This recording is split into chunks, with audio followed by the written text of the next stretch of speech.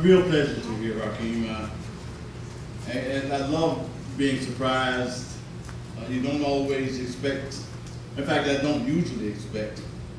In fact, I've given up on going places and running into terrific new artists. But that was a terrific new artist to me. And it was one of the year's poems. So this one is it's a little bit of magical surrealism. So it's about my grandma, but it's not an actual conversation that we've actually had. I just try to invoke her persona here. It's called Big Teeth. Big teeth for biting off more than is chewable. Not out of greed or hoard, but because you're an overachiever, a big dreamer, a hot dog eating contest hero.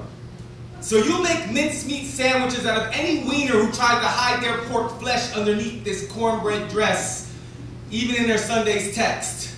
You tell that corn dog to get off your stick. Because you know word warrior ninjas that need to wage wisdom in bamboo thickets. Carnivore MCs and every other letter written from A to Z in the alphabet soup of my spitball kitchen. Reincarnated in today's Sweeney Todd goulash is the ghost of Whitman. We say books, not bombs. Cater to the illiterate. Blend babies' food brilliance for their readers' digestive systems. We got teeth. Like my old wolf in grandma's clothing. Used to be a fox. Crazy as her 60s, their 70s, our Hades, and now she's asking me if I can help her find her presidentials. She says we're all bark, no smile. All dog, no pack. Used to be fun, now it's guilt. Used to be in numbers, now it's individual. She said it should be like a bad kiss. More teeth and less tongue. She said it should grow like your son. More teeth and less gums. She said the coffin shop coffee turns giants to sleepwalkers. Boy, you know all them sweets are designed to erode your teeth. Your Starbucks has padded walls and bulletproof windows so you don't hurt yourself or the elite. Big floors so you don't drool on the carpet. Used to think, now a fish tank. Was the lion horse stabled because that way you're easier to watch. Before black gold beans, blacks were sold rocks. We chewed those to get sharp. Grit, gnash, grind, and grimace. Turn power to powder. Fill cavities in our city with cross Bronx expressway debris. Cause see, baby, the rocks are free. And the people who can't afford revolution, free is always the flavor of the week.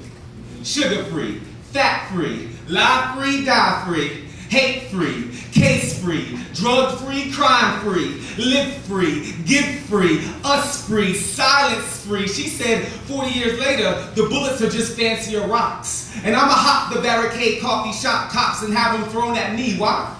Because that's what beasts eat. Then shit mountains that we lunch counter on top of. Over there in the corner, there's a, boy, what's that new girl's name? Lauryn Hill, looked like jukebox bumping Nina Simone with a defecated microphone standing right behind her. Teeth so big and bright, she must be about to vomit the sun.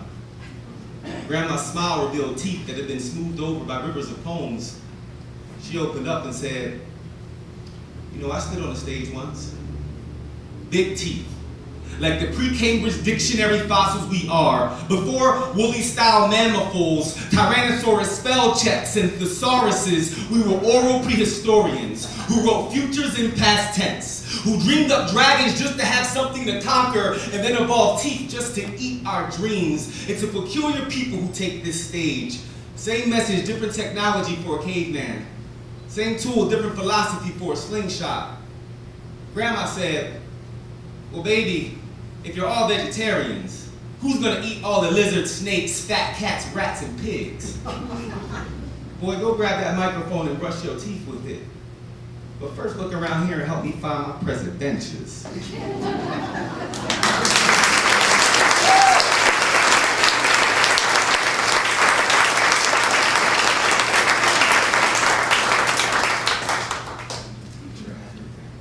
Thank you.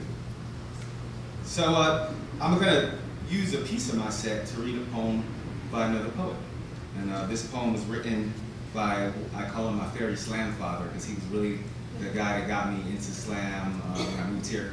This guy I discovered when I was like Google searching poetry slams when I moved here from Philly. And the first name that came up was Don McIver. And then Don became really integral in doing what was the largest, most successful national poetry slam ever in Albuquerque. And I guess part for the course with the whole laureate business is never before until this year did I get asked to write blurbs for books. And Don is the second one I got asked to do. So, you know, I like to think they all liked me before the poet laureate thing too. Nobody asked. So in reading Don's manuscript, because I can't just write them, I don't just be like, oh, I like you, I'll write you one. I'm like, I want to see poetry, because if it's terrible, you don't want me to write a blurb. And he gave me the book, and this poem was like the 9th or 10th poem, and I loved it. And when I knew I was going to do this, I said, I have to bring this poem. And he gave me permission. So it's called Hobo Ho by Don McIver from his forthcoming book, The Blank Page, Selected Poems, 2006 through 2012. Track 5 on Charles Mingus, Let My Children Hear Music, arranged by Charles Mingus and dictated to Bobby Jones, conducted by Cy Johnson, September 30th, 1971, New York City. With Lonnie Hilliard, Joe Wilder, Snooky Young, and Jimmy Nottingham trumpet, Julius Watkins French horn, Bobby Jones and James Moody tenor sax, Charles McCracken cello, Charles McPherson and Jerry Dagian alto sax, Sir Roland Hanna and Jackie Bard piano, Jimmy Knepper trombone, Charles Mingus, Ron Carter, Richard Davis, and Milt Hinton bass, and Danny Richmond drums. Hovering, somewhere within the confines of my early memories, his name haunts me. As if it hovers on the edge of my peripheral vision, only noticed in sudden movement. As if it is a memory before a known vocabulary to describe it. As if it is a dream at 4 where I wake up, then roll over, then go back to sleep, and then remember at 7 that the dream was disturbing, but I'm not sure why. A name that I knew, a sound I was drawn to, an oddity whose temper was only matched by his gifts, an egotistical bass player whose compositions challenged everyone who played them. Was he more of the swing-era Duke Ellington or bebop Charlie Parker? Mixed blood oddity, half white, half black father, lit out from LA, from Arizona, hooked up with a half Chinese, half Swede woman who died when he was young, raised by a half black, half Indian woman. He wanted so much to fit in, but realized he never would. How strange that he would pick an instrument that's rarely played alone. Yet he became a band leader anyway, commanded the stage with musical heartbeat, maintained the line, trust his sonic vision. He told his only son that he was no color too. And it's true. He had a white mother, yet sports his father's looks, but shy, as all children of geniuses tend to be. How do you live up to genius in your own life? Let alone when the genius is your father, he sucks attention out of the room. 1979, Lou Gehrig's disease. Peak of mental prowess, his body just couldn't take the abuse anymore. Couldn't pull the bow across the strings, stretch stubby fingers over wide frets, and play that music so challenging that it became physically impossible. Aging is cruel, Charles Mingus. You angry man of jazz. Mingus, you wish your body was young again, so you could do the things you would excel at now because of time, to play music, make love with the wisdom of age, but stuck with a body that is old. Ah, Mingus, you're no clown in your pork pie hat. Your children hear music, sing blues and politics, understand your dynasty, and sing off an epitaph. All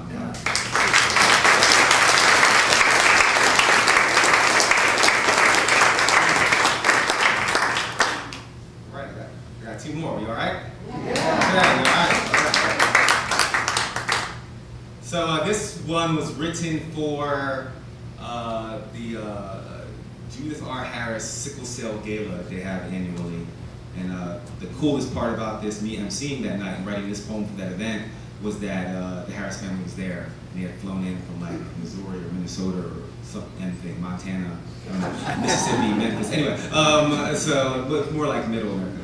But they got to hear me do this, and they thought it was appropriate for the event. But this poem itself is actually titled Black Family Pledge, and it's a response to the Black Family Pledge by Dr. Maya Angelou.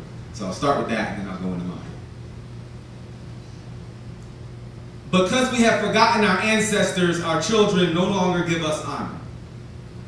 Because we have lost the path our ancestors cleared, kneeling in perilous undergrowth, our children cannot find their way. Because we have banished the God of our ancestors, our children cannot pray. Because the long wails of our ancestors have faded beyond our hearing, our children cannot hear us crying.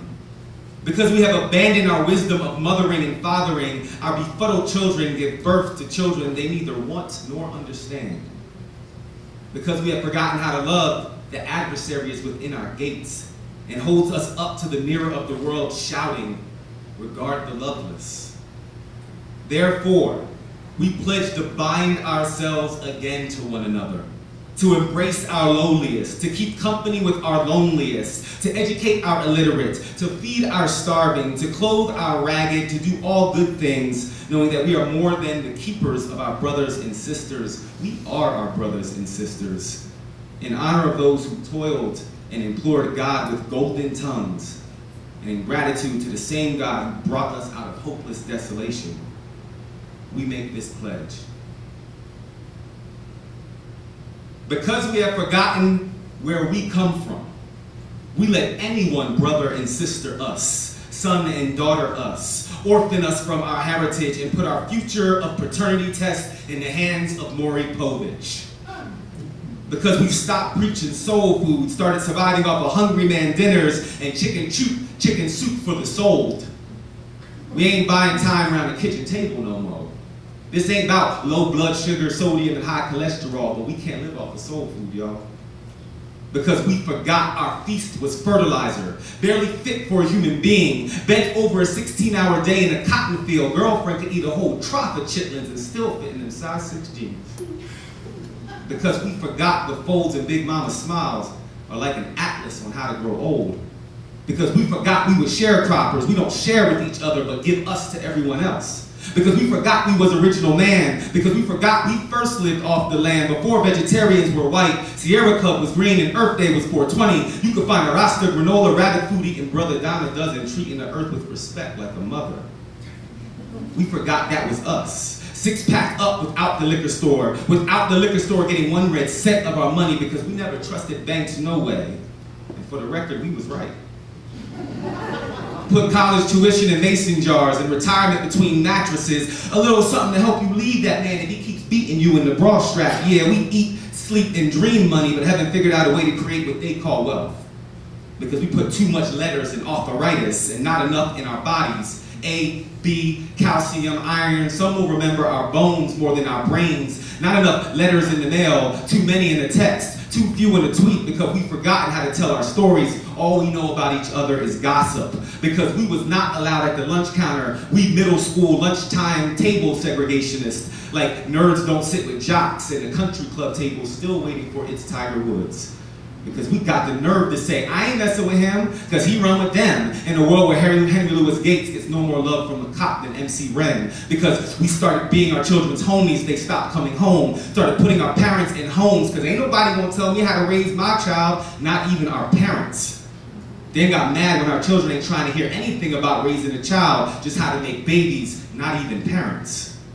Because we got no native tongue. We've got a culture that can't speak for itself. Swallow a mouthful of the oppressor's language every time we address each other. So the only way we know how to exhale self-love is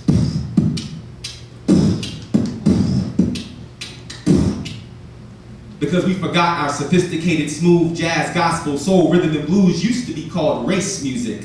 That rock was stolen before it was banned. That Sam Cooke left the church to sing the favorite memory of your high school homecoming dance. But then run away from our hip-hop generation youth like they the goddamn Ku Klux Klan. With my generation, I got a little something for y'all too. Because we put more lead in our pistols than in our pencils, we don't rewrite the history of genocide, we just Kool-Aid ourselves to death. And then take fake names like Jim Jones to get a rep. Because we don't read, we don't lead. Because of TV, we don't dream. Because we still use words like red bone, high yellow, dark-skinned it, and Oreo. We don't use words like us. Therefore, we pledge to hold hands, wrap a human chain around our block before we put a platinum one around our neck, to love the haters while realizing challenging each other is the highest form of love, to keep company with one another, to therapy each other, to heal. We've been trying so hard to not be slaves that we don't do ourselves service anymore. And families make sure everybody gets served. Even the drunk uncle who nobody really likes and are unsure if he's one of those uncles or one of those close friends of the family uncles, but never mind that. Dr. Angelou had it right. We are more than just keepers of our brothers and sisters. We are makers of brothers and sisters. And to all those who made us, we make this pledge.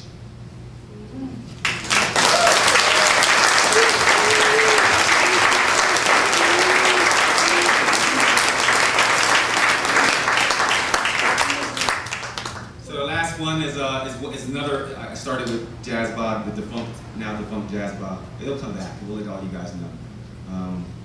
Maybe me and Tom will talk about trying to figure out what to do here. Yes. But this was the February show, I believe, was right after Etta James passed away, and we did a dedication to her, and it was great because we had young musicians, the Tubers. I don't know if you guys know who they are, but they're one of my favorite hip hop acts in town. So they were my guests, and they took it upon themselves with a really dope saxophonist named Colin Darby, and then we had Leah Black come in and actually do Etta. And we did a cover of At Last, in which this poem was placed in the middle. So it's called James Etta. The day you died, God stopped questioning his son's sexuality. 33-year-old Nazarene with no kids at a time when men fathered at 19 and grandfathered at 38. No Mary Magdalene, no Mary Kate and Ashley, no Mary Jane. Yes, there were questions in heaven bigger than does it exist, and it does. There was living proof every time you opened your mouth, Etta. Like a Black Sabbath, you had a voice that would make God rest on the seventh day. Just like God, patting himself on the back at the sound of you we admire. Stare at you like our own reflection, spider in the mirror, hung over because our Sunday kind of love didn't quite make it past Saturday night. Fractured, leaving us with questions. Questions like, why can't I sing like that? Questions like, I thought she was in recovery. Questions like, why does it seem like the most broken lives give us the most solid voices, the most complete, most whole, most holy voices? Jamesetta Hawkins, a name only a teenage mother could love. She did. You and Jesus had more in common than single mothers and invisible fathers. Called your mom the mystery lady, and imagine that they probably thought the same thing about Virginia Guadalupe and her kid with the immaculate childhood, a different kind of prodigy. Had you turned around and split like your name, Etta James is who you was after you went blonde, after you were told to take advantage of your light complexion, after you agreed to dye everything except your eyebrows because you wanted to look like a bad girl. You bad girl. Bad enough to make B.B. King sweet on you at 16. In addiction recovery by 21, going 5 days before your 74th, dementia, but still telling anyone who cares to listen that you remember that when you were still a child, people used to travel miles just to hear you sing. Perform your own kind of miracles in temples with money changers and prostitutes, a prodigy too, with a voice as milk and honey as the heaven you're from. No wonder we're still addicted to what you sung because it comes from the heroin in your lungs. Going through withdrawal since you've been gone now. I'm the one with the weight problem, waiting for your next album, fiending without you because we can't hear you sing anymore. Celestial body long before Hollywood's Walk of Fame gave you a star. We weren't prepared for your hourglass frame to break and leave sugar all over our floors. Said you sang the songs that people needed to hear. Jesus was half people. And God was disturbed that his son kept a diary. However, God was damn happy that his very good-looking and very single son wrote this about you, Etta, in his diary. You sang. You sang. Oh, and then the spell was cast. Here we are now in heaven. And you are mine. At last. And that was the day the angels got their voice back.